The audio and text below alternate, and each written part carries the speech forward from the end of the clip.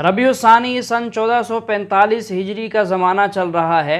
तो रबीउ सानी की निस्बत से इसी महीने में 11 रबीउ सानी को शेख अब्दुल कादिर जिलानी रहमहुल्लाह की विलादत हुई थी। तो आजकल के लोग जो हैं उनके नाम पर 11वीं शरीफ मनाते हैं, बहुत कुछ रसूमात करते हैं।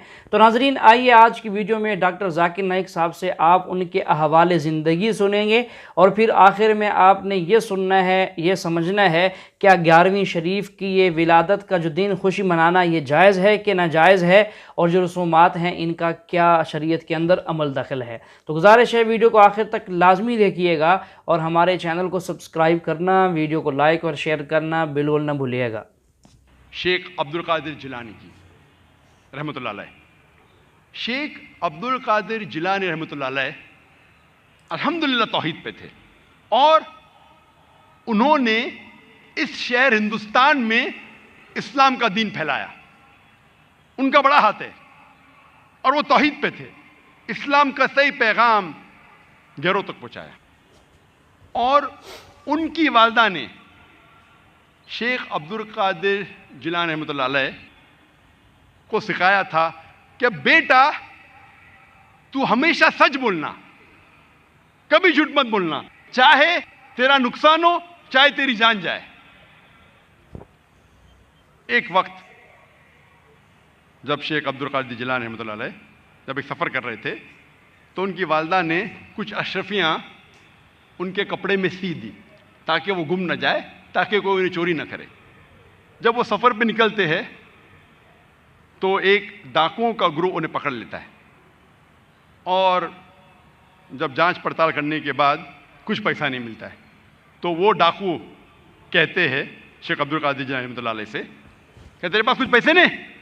उन्होंने कहा हाँ है, मेरी माँ ने मेरे कपड़ों में सी ली है, और वो जगह दिखाते हैं। वो डाकुओं ने कहा कि अगर ये बच्चा हमें नहीं बताता तो हमें कभी ये अशरफियाँ नहीं मिलती है। वो इतने खुश हुए इस बच्चे के ईमानदारी से और पूछा कि तुमने हमें सच क्यों कहा? तो उसने कहा कि मेरी माँ ने मुझे सिखाया है कि कभी झूठ नहीं बोलना, चाहे मेरी जान जाए। वो डाकू इतने खुश हुए कि उन्होंने डाका डालना छोड़ दिया। ऐसे कई मिसाल मिलती हैं। जब तारीख पढ़ते हैं हमें मिसाल मिलती है, तारीख पढ़ने के बाद इमाम शाफी रहमतुल्लाह अलैह की वालदा वो यमनी थी और उनके वालिद कुरैश थे और बचपन में ही उनके वालिद का इंतकाल हो जाता है। तो उनकी वालदा जिद्दोजहद करती है और इमाम शाफी रहमतुल्लाह अलैह की परवरिश करती है और उनकी ख्वाहिश थी कि मेरा बेटा उल्मा के दरमियान अपना बचपन गुजारे, इसीलिए सारा इंतज़ाम करती है और इमाम शाफी रहमतुल्लाह अलैह को मक्का भेजती है उल्मा के दरमियान जीने के लिए।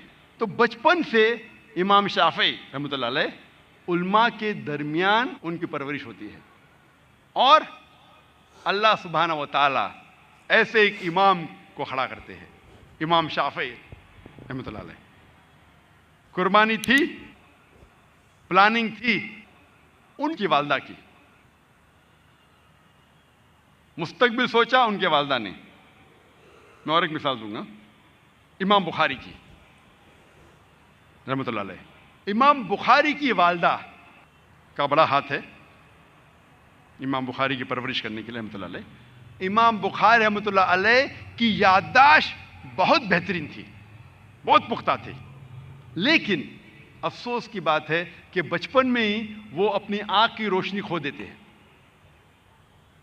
आँख की रोशनी खोने के बाद उस वक्त के सबसे बेहतरीन डॉक्टर को दिखाने के बावजूद उनकी आँख की रोशनी नहीं आती।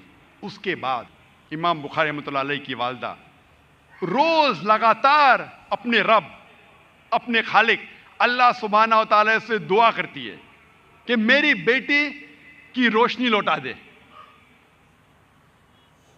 उसके बाद कई अरसों बाद अल्लाह सुब्हानहू व तआला उनकी वालदा की दुआ सुनते اور ان کی والدہ کے خواب میں آتے ہیں حضرت ابراہیم علیہ السلام، اور حضرت ابراہیم علیہ السلام فرماتے کہ تیرے بیٹے کی روشنی لوٹا دی گئی ہے، اور صبح کو امام بخاری رحمۃ اللہ علیہ وہ پھر سے دیکھ سکتے۔ تو یہ مثال ہے والدہ کی، کس طریقے سے انہوں نے اپنے بچوں کی پرورش کی۔ میں اور ایک مثال دوں گا۔ دو لوگ تھے جو آپس میں بہت محبت کرتے تھے، فاروق اور صالحہ۔ اور فاروق اور صالحہ آپس میں محبت کرتے تھے، انہوں نے شادی کی۔ شادی کے 3 مہینے بعد جہاد کا اعلان ہوتا ہے، اور فاروق جاتے ہیں جہاد پر۔ جہاد کے جانے سے پہلے وہ اپنی اہلیہ، اپنی بیوی صالحہ کو 30,000 دینار دیتے ہیں۔ 30,000 دینار ایک یوکے کے آدمی نے کیلکولیٹ کیا اور کہا کہ وہ ہوتے 2 ملین پاؤنڈ۔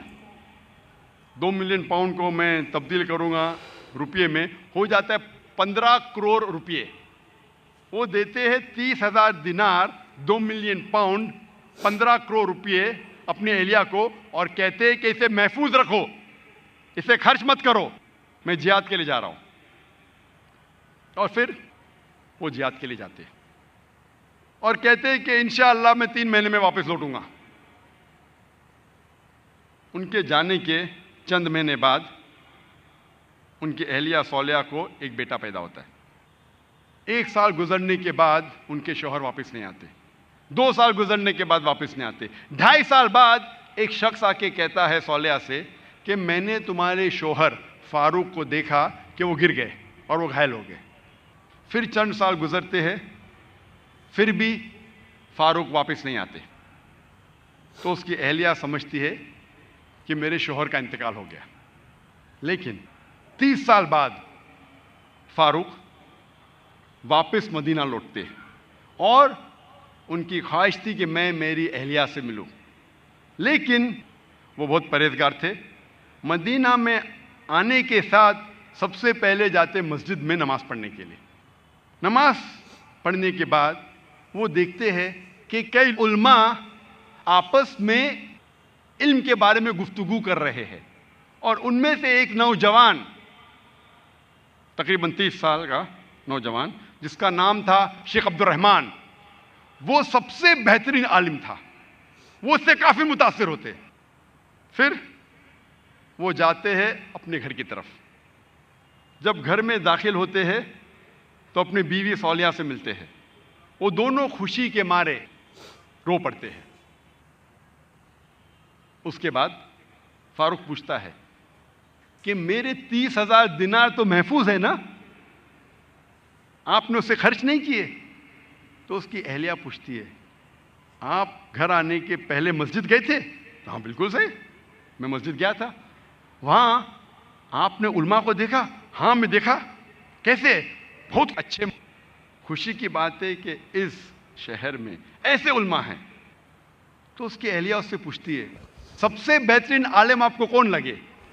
تو فاروق کہتے سب سے بہترین عالم تھے شیخ عبد الرحمن۔ تو اس کی اہلیہ پوچھتی ہے کہ اگر اللہ آپ کو شیخ عبد الرحمن جیسا علم دے تو آپ کتنا خرچہ کر سکتے اس علم کے لیے؟ تو فاروق کہتا ہے یہ سارے 30,000 دینار میں خرچ کر سکتا ہوں ایسا علم حاصل کرنے کے لیے۔ پھر اس کی بیوی پوچھتی ہے کہ اگر آپ کا بیٹا ہو، اسے ایسا عالم بنانے کے لیے آپ کتنا خرچ کریں گے؟ تو فاروق کہتے میں 30,000 دینار سے زیادہ خرچہ کر سکتا ہوں، 15 کروڑ روپے سے زیادہ خرچہ کر سکتا ہوں اپنے بیٹے کو شیخ عبد الرحمن بنانے کے لیے۔ تو اس کی اہلیہ کہتی ہے آپ کے جانے کے بعد مجھے ایک بیٹا پیدا ہوا، اور یہ شیخ عبد الرحمن آپ کا بیٹا ہے، اور آپ کے 30,000 دینار میں نے خرچ کیے اس کو عالم بنانے کے لیے۔ بہت بڑی بات ہے ناظرین، دیکھیں اس خاتون کی قربانی ہے۔ ہمیشہ خواتین کی اسلام میں بڑی قربانی رہی ہے، بڑا ایک کردار رہا ہے، جس کی وجہ سے بہت سارے افراد بنے ہیں، افراد بھی بنے ہیں، قومیں بھی بنی ہیں۔ اور سب سے پیچھے آپ چلے جائیں اللہ کے رسول صلی اللہ علیہ وسلم کے زمانے میں حضور پر جب کوئی تنگی آتی تھی تو آپ اپنی زوجہ مطہرہ حضرت خدیجۃ الکبریٰ رضی اللہ تعالیٰ عنہ کے پاس تشریف لے جاتے، وہ حال بتاتے، وہ آگے تسلی دیا کرتی تھیں، آگے آپ کی اس پریشانی کو دور کرنے کی پوری کوشش کیا کرتی تھیں۔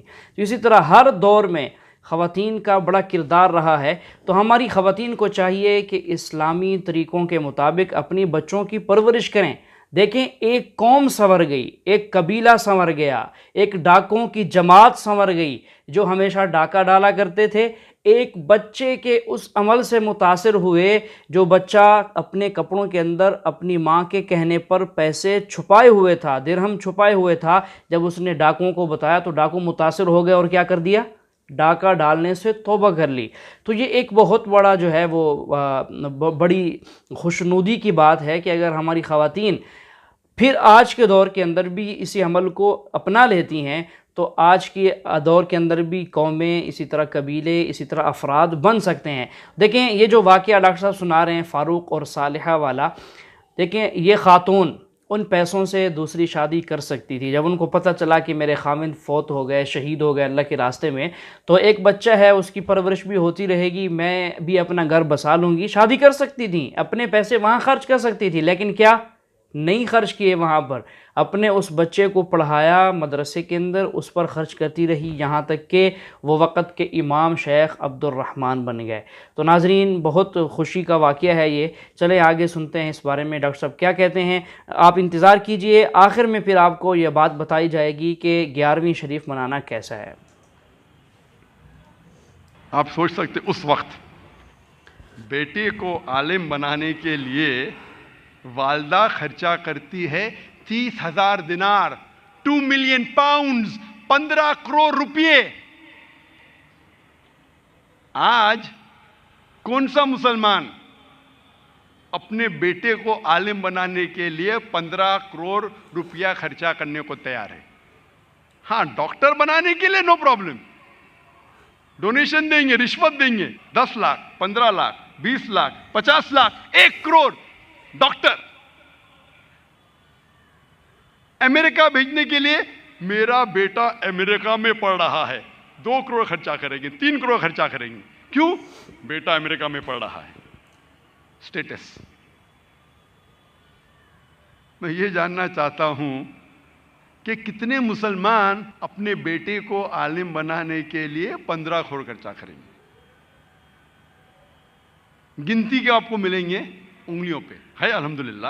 آج بھی ہمارے معاشرے میں ایسے مسلمان ہیں، لیکن بہت کم، انگلیوں پہ گن سکتے، بہت کم، لیکن ہے الحمدللہ۔ تو ناظرین، ربیع الثانی کے اندر 11ویں منانا، 11 ربیع الثانی کو دیگیں پکوانا، اسی طرح ایصال ثواب کا اہتمام کرنا، لوگوں کا اجتماع اکٹھا کرنا، یہ شریعت کے اندر کہیں بھی نہیں ملتا۔ اللہ کے رسول صلی اللہ علیہ وسلم کے زمانے میں یا صحابہ کرام کے زمانے میں یا ان کے بعد اولیاء اللہ کے زمانے میں یا یہی شیخ عبد القادر جیلانی رحمہ اللہ نے اپنی زندگی میں کسی سال 11ویں منائی ہو؟ صحابہ کی 11ویں، حضور کی 11ویں، کسی کی 11ویں انہوں نے بھی نہیں منائی، کہیں سے بھی ثابت نہیں ہے۔ یہ ایک بدعت ہے، ایک من گھڑت عمل ہے جس کا کرنا گناہ ہے اور جس کو چھوڑنا لازم ہے۔ مسند احمد کی ایک روایت ہے، اللہ کے رسول صلی اللہ علیہ وسلم ارشاد فرماتے ہیں، فرمایا ما احدث قوم بدعتا الا رفع مثلها من السنہ، کہ جو قوم کسی بدعت کو ایجاد کر لیتی ہے تو اللہ تعالیٰ اس قوم سے ایک سنت کو اٹھا لیتے ہیں۔ تو ہمیشہ بدعت کے ایجاد ہونے سے سنت بھی ٹالی جاتی ہے۔ تو ایک بڑا نقصان تو یہ ہوا کہ بدعت کا ایجاد کر لیا، گناہ کے اندر مبتلا ہو گئے، اور دوسرا بڑا نقصان یہ ہو گیا اس بدعت کی نحوست کی وجہ سے ہماری زندگی کے اندر سے سنت اٹھا لی جاتی ہے، سنت سے محروم ہو جاتے ہیں۔ تو ناظرین، 11ویں منانا کہیں بھی ثابت نہیں ہے، اس کو چھوڑیں، آج تک جو ہو گیا اس پر توبہ کریں، آئندہ عزم کریں کہ انشاءاللہ ان بدعات اور رسومات سے بچیں گے۔ اللہ تعالیٰ توفیق عمل نصیب فرمائے۔